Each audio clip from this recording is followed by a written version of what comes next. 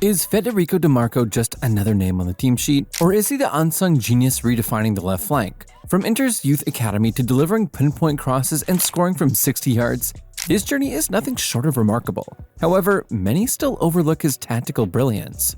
Let us unravel the story of Inter Milan's flank maestro. Hit that subscribe button and let's dive right into the story. Federico Dimarco's journey to the top hasn't exactly been smooth sailing. It has been a winding road filled with setbacks, uncertainty, and a carousel of loan spells at 5 different clubs. For a while, it seemed like he might just fade into the background like so many promising youngsters do.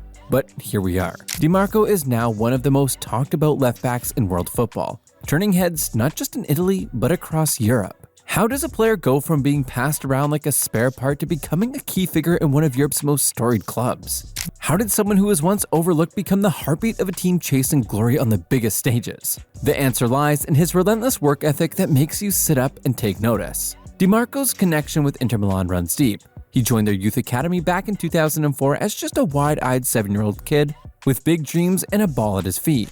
Slowly but surely, he worked his way up through the ranks, paying his dues like any academy prospect hoping for that breakthrough moment. But breaking into a club like Inter is never easy, especially when the competition is fierce and the pressure is sky high. So to get regular playing time, he had to take the long way around. His first real taste of senior football came when he was loaned out to Serie B side Ascoli. And guess what? He didn't disappoint. He had 4 assists in 15 appearances. That impressive stint opened another door, this time to Empoli, a newly promoted team trying to find its footing in Serie A. It was a step up, sure, but also a serious test. Could Dimarco cut it in the top flight? Well, he showed flashes of quality, but the season didn't go as planned. Empoli struggled, and with just 12 appearances under his belt, Dimarco had to watch the club drop back down to Serie B. It was a tough pill to swallow.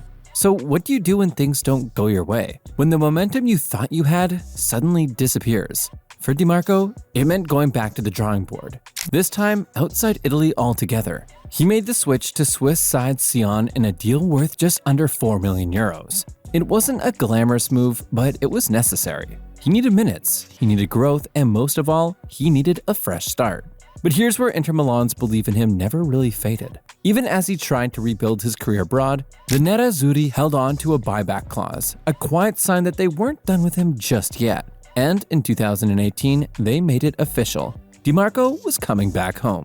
Looking back now, that might have been the best 7 million euros Inter Milan spent in recent memory. Not just because they brought back a former academy product, but because they were investing in a player who had learned things the hard way. With his return secured, Dimarco still had work to do. Determined to prove he belonged among the elite, he headed out on loan again, this time to Parma for the 2018 to 2019 season.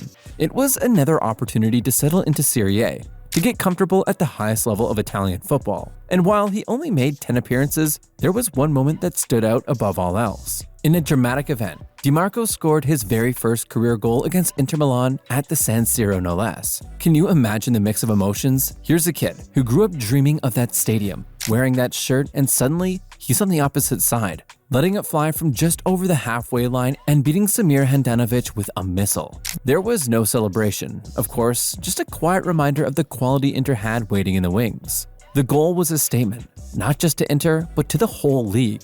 It screamed potential. It screamed readiness. But even then, he still wasn't quite the finished product. There was more growth to come, more layers to add to his game. And it was at Hellas Verona, under the guidance of Ivan Juric, that Dimarco finally found the right environment to unlock his full potential. At Verona, things clicked. Juric gave him freedom, confidence, and tactical structure, all the ingredients a modern wingback needs to thrive. Dimarco flourished. He became more than just a left back bombing down the flank. Dimarco took Ivan Juric's 3-4-1-2 setup like he was born for it. Paired with Marco Feraoni on the opposite wing, the two created one of the most electrifying wing partnerships in Serie A. With the shackles off and full license to bomb forward, Dimarco made a name for himself as a high-flying, hard-running wingback who wasn't just about pace and width. He had a unique eye for goal too. Whether it was a long-range screamer or a well-timed run into the box, he started adding goals and assists to his game in a way that made people sit up and take notice. And it wasn't just flash, it came with results. With Dimarco as a regular fixture in the starting lineup,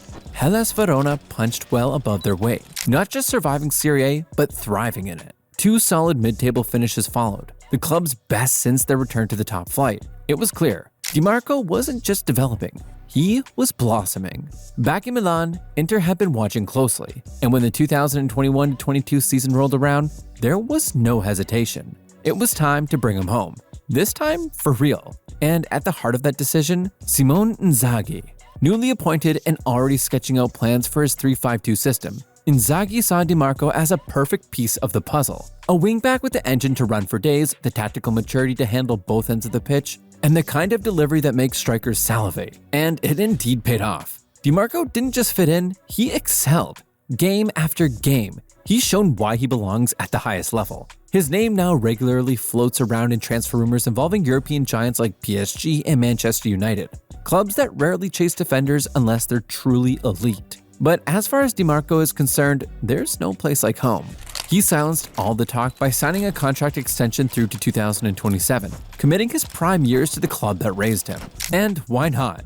There's no place like home. Dimarco hasn't just grown into his role, he's owned it. Looking back at the 2022-23 season, it's impossible to talk about Inter's run to the Champions League final without mentioning him. 5 assists, relentless energy, clutch performances. He was instrumental every step of the way, including that semi-final win over AC Milan where he set up a goal.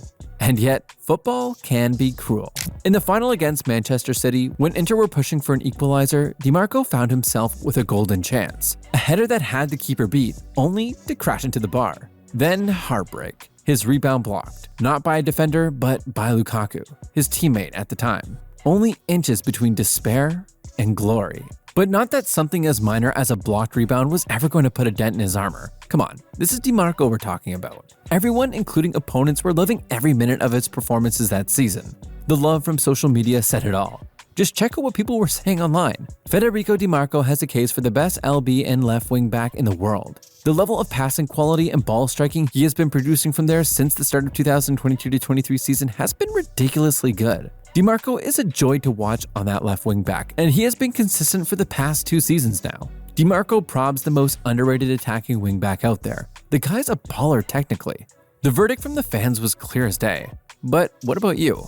Are you watching all this and still not convinced? Or are you already on the Dimarco hype train? Either way, I want to hear your take. Drop your thoughts in the comments section right now. And hey, just before we get into what truly makes Dimarco and Inter Milan such a perfect footballing marriage, do me a quick favor. If you haven't already, smash that like button and hit subscribe. Done? Now let's dive in. Let's talk about chemistry.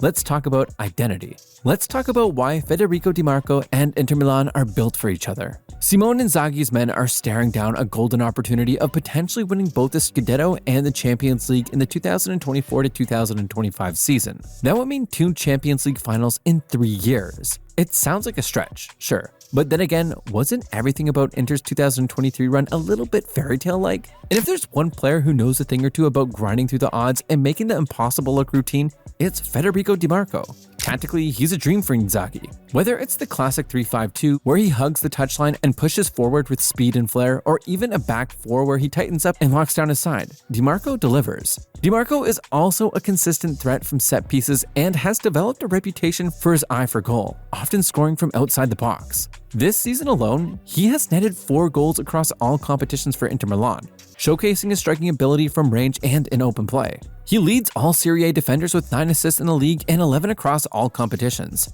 underlining his elite creativity from the left flank. His crossing ability remains one of the most dangerous weapons, completing nearly 28% of his crosses and averaging nearly 2 key passes per 90 minutes. He makes no mistakes in delivering pinpoint balls into the box from the wide or deep positions. These numbers aren't just impressive, they're game-changing. Dimarco doesn't just support the attack, he initiates and dictates it from his side of the pitch. His delivery has become a vital outlet for Inter's forwards, whether he's whipping balls in for Lautaro Martinez or finding midfield runners with low-driven cutbacks. One player who quietly played a key role in shaping Dimarco's development was none other than Aleksandar Kolarov. The Serbian fullback, known for his thunderous left foot and no-nonsense style, may not have had the most impactful spell on the pitch during his time at Inter, but his presence behind the scenes didn't go unnoticed. For Dimarco, training alongside someone like Kolarov even briefly left a lasting impression. The veteran's experience, professionalism, and playing style gave the young Italian something to model his own game on. Speaking about that time, Dimarco shared, "I always liked the way he plays, and I was fortunate enough to train with him for a short period. That short stint was enough to influence Dimarco's mindset and approach, especially when it came to the art of defending with purpose, delivering clean strikes, and leading with confidence on the left flank. Though his game is built on attacking output, Dimarco has also shown significant improvement in his defensive discipline. Across 31 league games this season, he has contributed 20 tackles, 10 interceptions, and 20 clearances, helping Inter Milan to maintain a tight back line. During his time on the pitch, Inter Milan were able to keep 11 clean sheets while conceding only 17 goals. His awareness and timing in duels have become more refined, and he averages less than 1 foul per match while drawing nearly as many, reflecting such balance between aggression and control. This evolution in his defensive game added a new layer to his profile. No longer just explosive wingback tearing down the flanks, Dimarco has matured into a reliable two-way player. He's tracking runners better, positioning himself more intelligently, and taking fewer unnecessary risks without losing his edge in attack. The cohesion between him and Alessandro Bastoni has been crucial to Inter's system. Their chemistry and communication allow Inter to press higher, recover quicker, and dominate possession without getting exposed at the back. And when the situation calls for it, Dimarco is not afraid to get stuck in, make a tactical foul, or clear his lines with authority. And despite his modest stature, Dimarco compensates with surprising physical strength and stamina, as he frequently completes full 90-minute performances. With 43 appearances and over 2,700 minutes logged for Inter Milan this season, he's not just a stylish left-sided player, he's a workhorse, a playmaker, and a tactical asset all in one. Inzaghi's system thrives on flexibility and high-level decision-making, and Dimarco has become one of its key executors. He can shift into midfield when Inter overload the middle, drift wide to isolate a fullback, or drop deep to help progress the ball out of defense. There's a calmness to his game that gives Inter control, but also a spark that can light up a match in seconds. Dimarco does not only tick boxes, he sets the tone. Dimarco is proof that modern football demands more than just pace or flair on the wings. It demands brains, bravery, and the ability to make split-second decisions that align with the team's tactical identity. And for Inter Milan, Federico Dimarco is all of that and more. And that wraps up the incredible journey of Federico Dimarco, Inter's flank maestro. From loan spells and setbacks to becoming one of the most complete wingbacks in the game today, Dimarco's rise is nothing short of inspiring. Now, we want to hear from you. Do you think Dimarco is currently the best left-sided player in world football? And where do you see his legacy heading if he keeps up this level at Inter? If you enjoyed the video, like and share the video with your friends. Don't forget to turn on post notifications so you never miss out on our latest football analysis. Catch you in the next video.